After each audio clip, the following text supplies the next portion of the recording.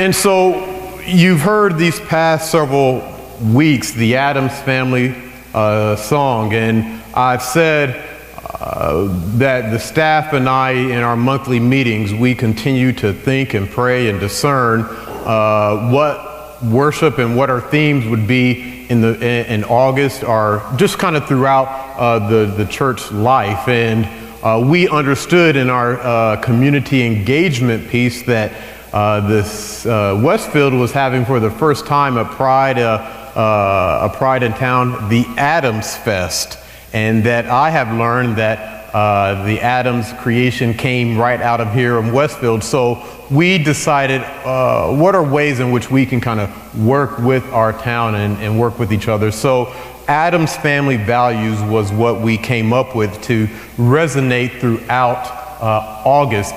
And one of the themes that when we were talking about, well, what did we learn from the Addams Family? What are some of those values? And it comes from, I think, their second movie, Addams Family Values. And what we see in the first 90s, the first movies of the Addams Family, is that there was always a point of contention or something happening between Uncle Fester and Gomez, whereas in the first movie, it was Uncle Fester unintentionally trying to swindle the Addams family fortune away from them as the older brother, the eldest brother.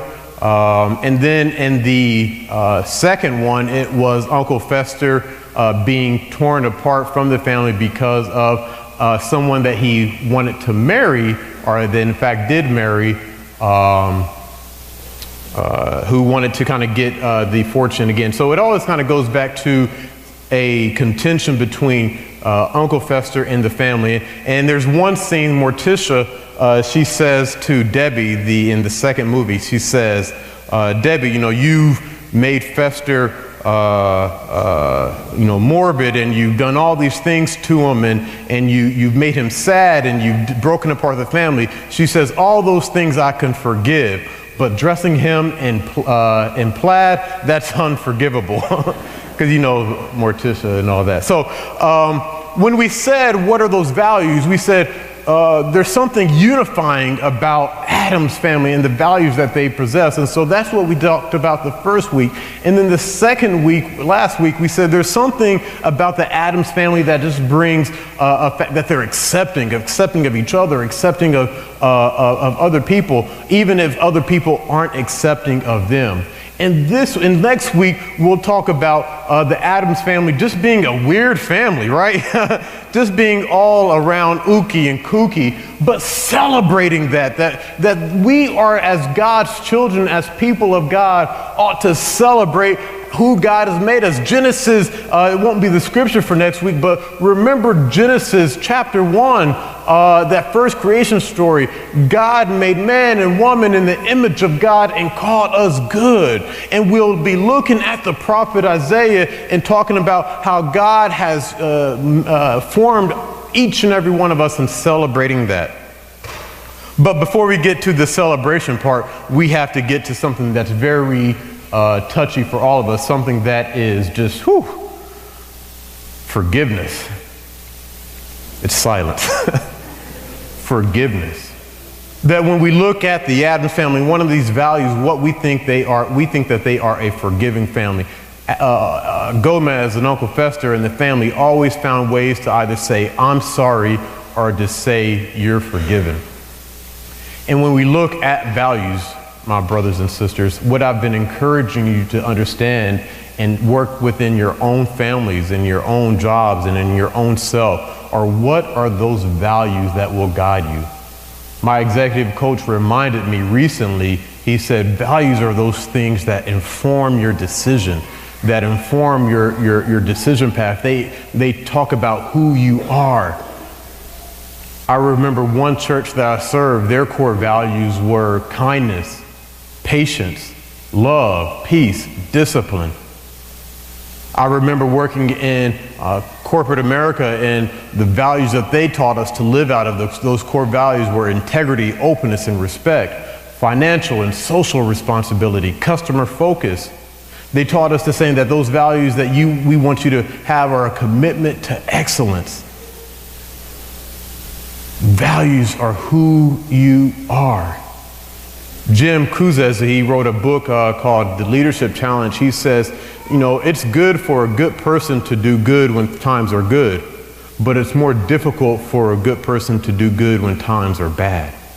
And what we understand about values, and what I want you to be reconciling in your own family as we begin to head into 2019 and finish out 2018, are what are those values? What are those things that will move you and your family in our church into the future? But not having those values, because difficult times are always possible. And we must, as a people of faith, understand during the hard times, during the challenging times, those values that will lead us.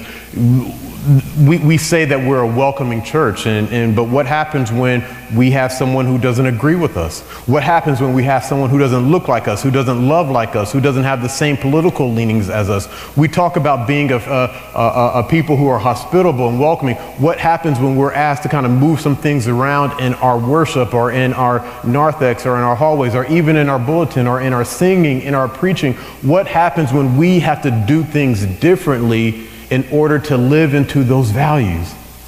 I was with the middle school and high school Sunday school today, and we're kind of walking through the Christmas pageant and trying to get into the mind of Joseph a little bit.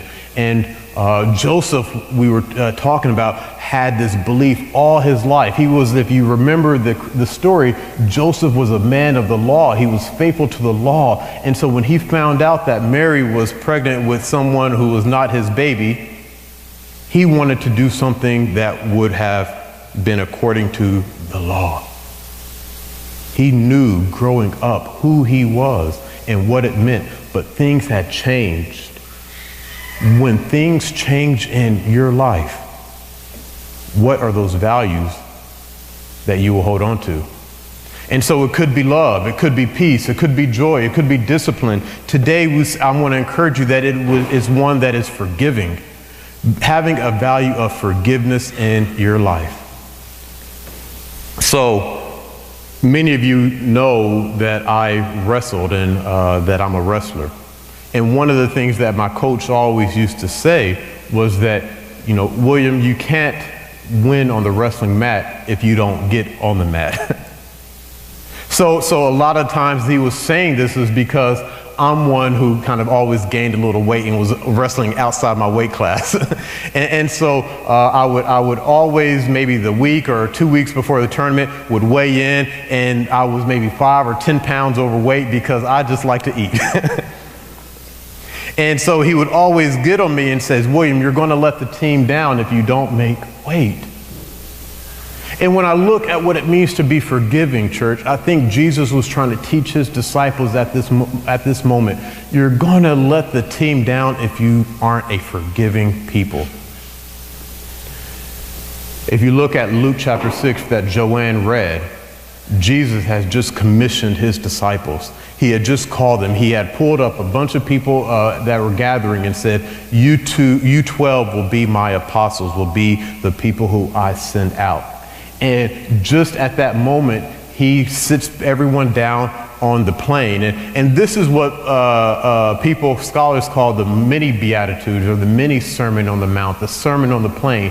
How many of you know Matthew's version of the Sermon on the Mount?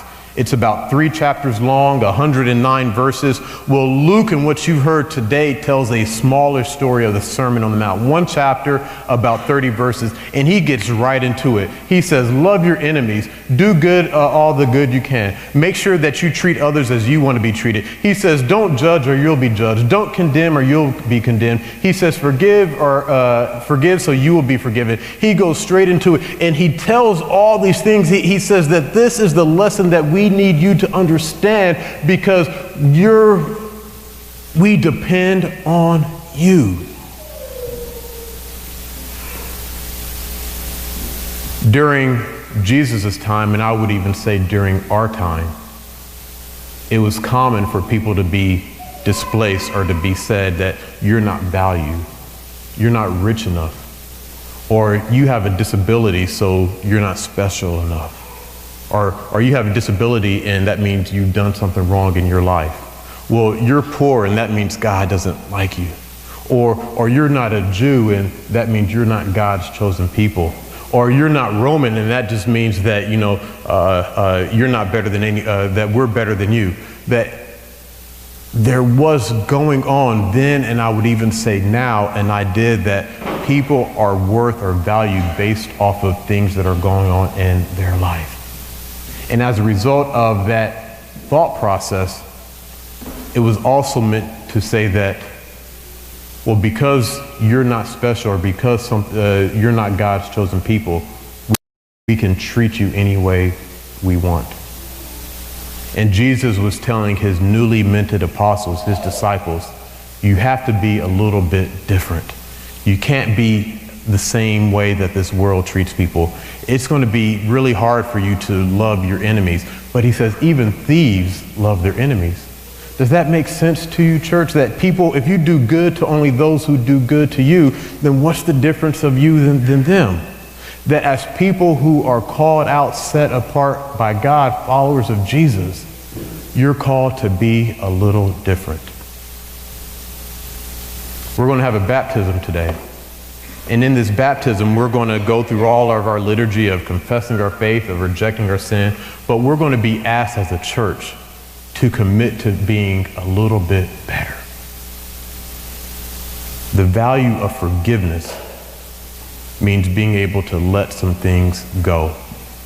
I like what, if you look at this word forgive that Luke uses, it means to release, to set free. And so a lot of times it's about setting free, liberating someone of a debt, pardoning them of a debt. Someone owes you money and you say, you know what? You don't have to pay me back. It's letting go. And sometimes that forgiveness, if we don't forgive, if someone has harmed us, if someone has done something to us, we deserve an apology, don't we, Joanne? We want someone to say, you owe me an apology. You've done this to me. And in order for me to feel better, in order for me to let it go, you have to say, I'm sorry. And so there's two things I want you to understand. One, I think it's important to say, I'm sorry. We don't do that a lot, right? We don't really teach those words, I'm sorry. We say, well, you're supposed to forgive me. I don't have to say I'm sorry. And so one of those things I want you to, before I get to my main point, is to understand the importance of the apology, of being able to say, I'm sorry for wronging you. And not to stand up like a lot of people do when they get caught and they're in front of the television cameras and they say, they have a printed script and they says, I'm sorry if I've caused any hurt or wrongdoing. Not that there's anything wrong with wanting to make sure you get the words out the way you want them to get out, but being able to genuinely understand the hurt, the pain that you have caused somebody. But the other side of that is saying when we're waiting for that apology, we're kind of linked to that hurt. We're linked to that pain.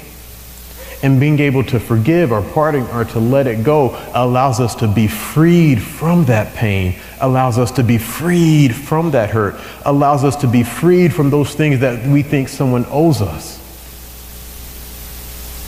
Forgive, and you shall be forgiven. I mean, God is to be worshiped just because of that statement alone.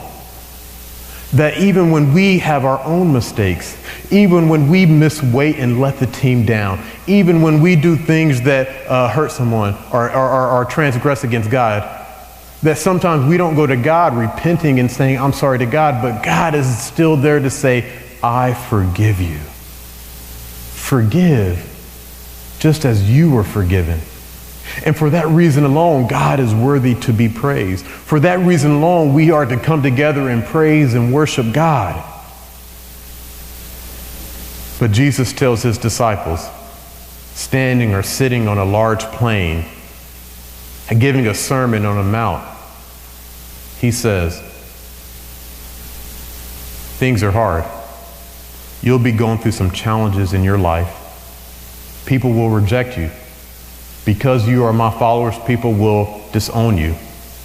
Because you are my followers, mothers and daughter relationships will be fractured. Because you are my followers, father and son relationships will be fractured.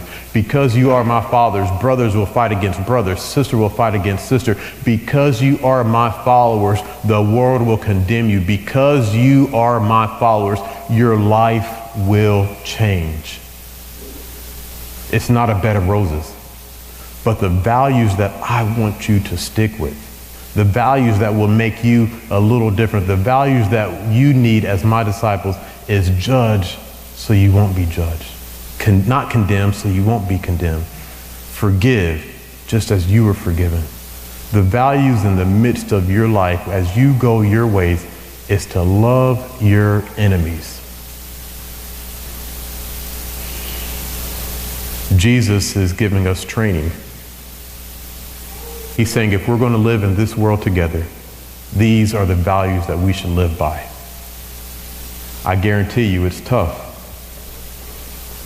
but you'll constantly hear me say it. We're in this together. You'll constantly hear me say it. What I do in my personal life has an impact on what you do. And what you do in your personal life has an impact on me. That's the faith. What values do you hold true? What values are important in your family's life? What values as a community of faith will we live out so this young princess will be able to one day confess that Jesus Christ is indeed Lord? It's hard. Not saying it's easy, but God is with us, Emmanuel.